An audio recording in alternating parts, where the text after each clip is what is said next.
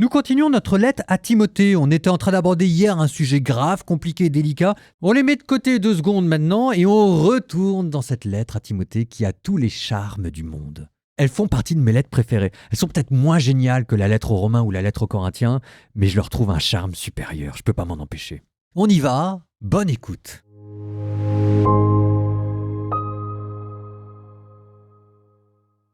« 1 Timothée, chapitre 3. Voici une parole digne de foi. Si quelqu'un aspire à la responsabilité d'une communauté, c'est une belle tâche qu'il désire. Le responsable doit être irréprochable, époux d'une seule femme, un homme sobre, raisonnable, équilibré, accueillant, capable d'enseigner, ni buveur ni brutal, mais bienveillant, ni querelleur ni cupide.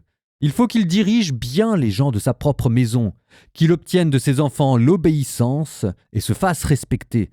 Car si quelqu'un ne sait pas diriger sa propre maison, comment pourrait-il prendre en charge une église de Dieu ? Il ne doit pas être un nouveau converti. Sinon, aveuglé par l'orgueil, il pourrait tomber sous la même condamnation que le diable. Il faut aussi que les gens du dehors portent sur lui un bon témoignage, pour qu'il échappe au mépris des hommes et au piège du diable. Les diacres, eux aussi, doivent être dignes de respect, n'avoir qu'une parole, ne pas s'adonner à la boisson, refuser les profits malhonnêtes, garder le mystère de la foi dans une conscience pure. On les mettra d'abord à l'épreuve. Ensuite, s'il n'y a rien à leur reprocher, ils serviront comme diacres. Les femmes, elles aussi, doivent être dignes de respect, ne pas être médisantes, mais sobres et fidèles en tout. Que le diacre soit l'époux d'une seule femme, qu'il mène bien ses enfants et sa propre famille. Les diacres, qui remplissent bien leur ministère, obtiennent ainsi une position estimable en beaucoup d'assurance grâce à leur foi au Christ Jésus. Je t'écris avec l'espoir d'aller te voir bientôt, mais au cas où je tarderai, je veux que tu saches comment il faut se comporter dans la maison de Dieu, c'est-à-dire la communauté, l'Église du Dieu vivant, elle qui est le pilier et le soutien de la vérité. Assurément, il est grand, le mystère de notre religion. C'est le Christ.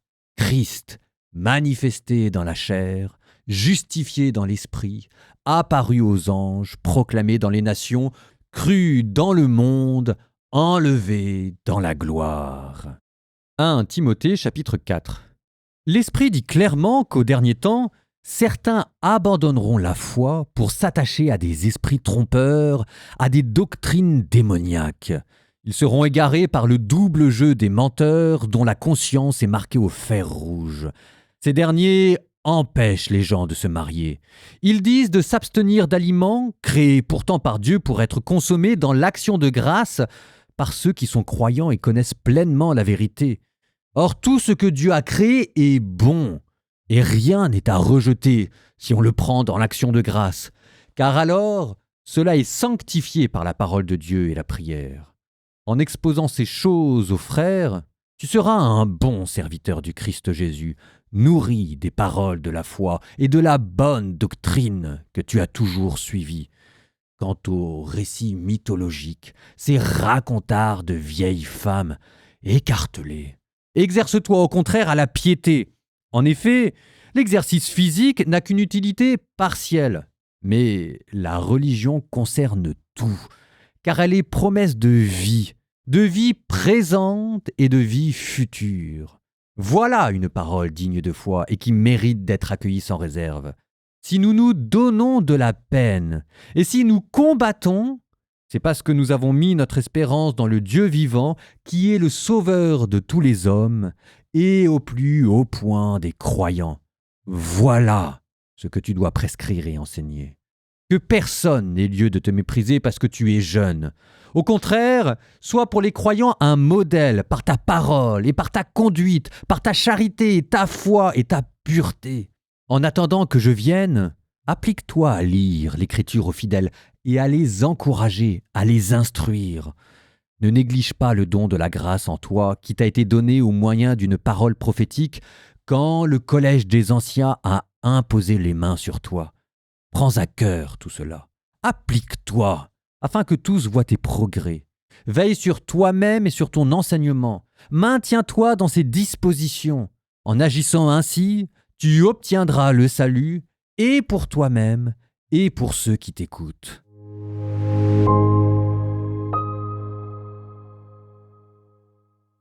Alors je vais vous parler de quoi? Ah bah si, je sais de quoi je vais vous parler. On va parler de la hiérarchie cléricale. Oh, mais oui, parce qu'en fait, il en était question dans cette lettre. La hiérarchie cléricale, c'est les prêtres, les évêques, les diacres. Et bien en fait, tout ça, ça vient des lettres que vous êtes en train de lire. Mais oui. Les mots sont parfois un peu fluctuants, mais là, par exemple, il était question des évêques. Je ne sais pas pourquoi, ça a disparu de la traduction, mais c'était 3 verset 1. Voici une parole digne de foi. Si quelqu'un aspire à la responsabilité d'une communauté, bon bah ça en fait en grec c'est si quelqu'un aspire à l'épiscopos, ce qui vous a donné épiscopal, ce qui vous a donné évêque. Si quelqu'un aspire à être évêque, c'est une belle tâche qu'il désire. L'évêque doit être irréprochable, époux d'une seule femme, un homme sobre, raisonnable, équilibré, accueillant, capable d'enseigner, etc. Ensuite, il était question des diacres. Alors là, pour le coup, je ne sais pas pourquoi, mais il laisse. Bon. Les diacres, eux aussi, c'est le verset 8. Les diacres, eux aussi, doivent être dignes de respect, n'avoir qu'une parole, ne pas s'adonner à la boisson, etc. Et plus tard, ce sera demain, chapitre 5, il sera question des anciens, littéralement les prêtres, qui exercent bien la présidence, méritent une double rémunération. Prêtre, diacre, épiscopos, ça va devenir plus tard les 3 degrés de la cléricature. Mais il n'y a pas que dans la lettre à Timothée où on en parle. Il était question des diacres au début des Actes des Apôtres. On parlera des presbytes d'Éphèse en Actes chapitre 20. La lettre à Tite parlera des presbytes, puis il décrira l'épiscopat avec des critères parallèles. Dans la lettre aux Philippiens, on saluait les épiscopes et les diacres. Enfin bon, bref, ça vient, ça revient et ça revient. Alors ces termes d'épiscope, de presbyte, de diacre, c'est un peu flou, c'est un peu interchangeable. On ne sait pas exactement ce que ça veut dire. Ça se cherche. Ce qu'on peut dire au minimum, c'est que ça désigne des ministères stables, institués, hiérarchiques et ritualisés, parce qu'il y a le geste d'imposition des mains. Pour le reste, c'est difficile d'aller un peu plus dans les détails, mais ce qui est intéressant, c'est que dans la première lettre à Timothée, on a le sentiment qu'on a franchi une étape. Parce que là, on commence à vous donner des critères d'admission à ces ministères. Ça veut dire que non seulement ils sont institués, mais que là, on est en train d'envisager que ça dure. Et que les 3 seuls ministères pour lesquels on envisage de tels critères, c'est les diacres, les prêtres, les épiscopos. Et d'ailleurs, alors je fais juste un tout petit excursus, mais pour comprendre cette notion d'institution et d'église qui est en train de se constituer en magistère, c'est-à-dire qui donne un enseignement doctrinal, sacramentel, rituel de prière. Enfin, les mots ne sont pas encore là, mais regardez ce verset, chapitre 3, verset 15. « Mais au cas où je tarderai, je veux que tu saches comment il faut se comporter, je cite, « dans la maison de Dieu, c'est-à-dire la communauté, l'église du Dieu vivant, elle qui est le pilier et le soutien de la vérité. » Le mot de magistère n'est pas là, mais enfin l'idée est là. C'est-à-dire que l'Église est considérée comme une institution qui est là pour garantir la fiabilité d'un enseignement et pour qu'elle accomplisse cette tâche, on va lui donner des ministères reconnus, institués, hiérarchiques. Voilà quoi. Dans le chapitre 4, on vous précisait le ministère, enseigner, discerner contre les doctrines dévoyées, les hérésies, lecture publique, exhortation, enseignement, charisme d'État reçu par imposition des mains par le presbytérium, c'était le verset 14. Ne néglige pas le don de la grâce en toi qui t'a été donné au moyen d'une parole prophétique quand le collège des anciens, des prêtres, a imposé la main sur toi. Bon, ça, plus tard, c'est ce qui vous a donné le rite de l'ordination. Moi, c'est comme ça que j'ai été ordonné prêtre. Il y a des prêtres qui sont venus, qui ont imposé leur main sur moi avec un épiscope, avec un évêque. Dans le même genre d'idée, alors je spoil parce que ce sera dans 2 chapitres, au chapitre 6, mais Paul dira plus tard à Timothée, « Garde le dépôt de la foi ». Le dépôt, en latin traditis, qui a été donné, ce qui a donné le mot de tradition. Le but de cette institution qui est en train de se mettre en place autour des prêtres, des anciens, des diacres, etc., c'est de vérifier que la tradition objective est gardée intègre et transmise à la génération suivante. Alors plus tard, ça vous donnera la théologie du magistère qu'on trouvera par exemple dans la théologie catholique. Les conciles, le magistère ordinaire, le magistère extraordinaire, le sensus fidei. Bon, on ne va pas rentrer dans tous les détails, ça nous amènerait trop loin, mais c'est pour vous montrer qu'il y a des liens avec ce qu'on est en train de lire aujourd'hui. L'articulation écriture, tradition, magistère, la structure cléricale, évêque, presbyte, diacre, tout ça se trouve déjà en germe dans le Nouveau Testament, de manière incoative, c'est-à-dire encore floue, qui se cherchent encore. Mais, c'est ce que je vous disais, ça va très vite se fixer. Par exemple, un document célébrissime qui s'appelle la Didaché. La Didaché, ça veut dire l'enseignement, qui est daté des années 80-100, c'est-à-dire l'époque du Nouveau Testament, vous mentionne les évêques et les diacres dans la première lettre de Clément. Alors Clément, ça aussi, c'est un auteur célébrissime. C'est un pape qui vivait à Rome et qui écrivait aux Corinthiens 96. C'est même pas une génération après les apôtres, et qui défend la succession régulière de ministres institués par les apôtres. Ça veut dire que là, on a la conscience d'un ordre hiérarchique à respecter. Et surtout, vous avez Ignace d'Antioche. Ignace d'Antioche, c'est 107-110. L'évêque d'Antioche, Antioche, ça pèse dans le jeu des premières églises, ça fait partie des 3 plus grands évêques. On vous dit que c'est le 2e ou 3e évêque d'Antioche, disciple direct des apôtres Pierre et Jean.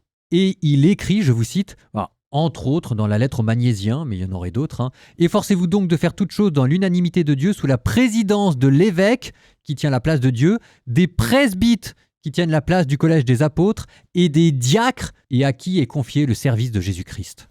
Tout ça se met tellement vite en place qu'on a même pu qualifier l'Église primitive de proto-catholicisme. Alors ça n'empêche pas que l'Église catholique en a rajouté dessus, donc c'est parfois difficile de faire la différence entre ce qui vient du Nouveau Testament et ce que la tradition qui s'est instaurée au fur et à mesure des siècles a rajouté par-dessus. Bon, vous voyez tout ça, ça méritait d'être dit. Eh oui. Nous terminons par une prière au nom du Père et du Fils et du Saint-Esprit. Amen. Seigneur, je te confie l'Église.